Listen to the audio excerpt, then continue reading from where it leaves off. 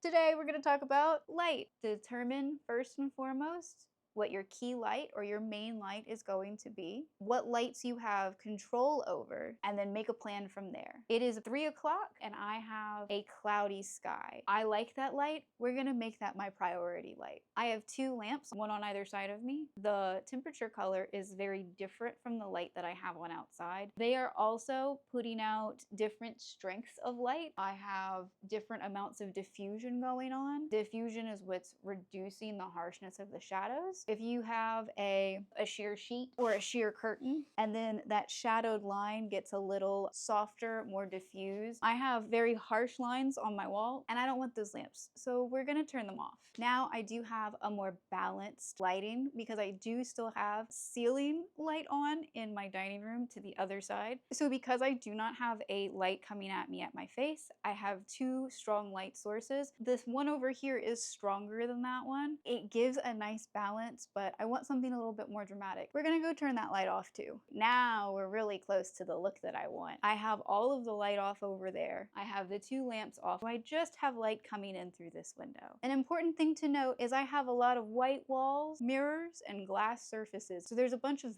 bouncing light. Bouncing light just means light hits this and it kind of reflects in another direction. That is what bounce boards are for.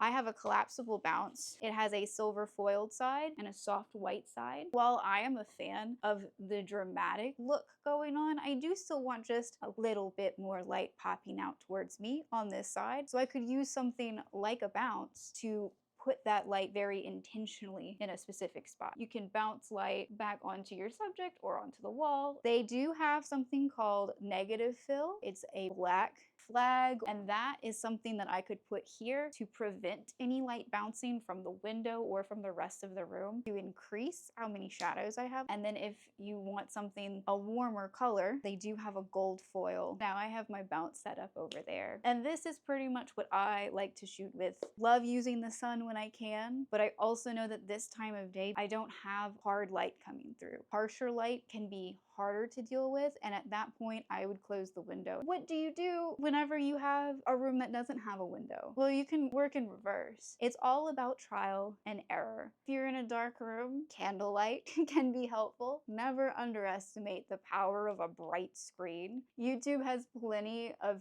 10-hour loop white screens, even if you find yourself in a mostly dark room. Today's modern cameras do have crazy ISO sensitivity. Remember, if your sensitivity is very high, you will get some distortion in your video. At the end of the day, just light the lights.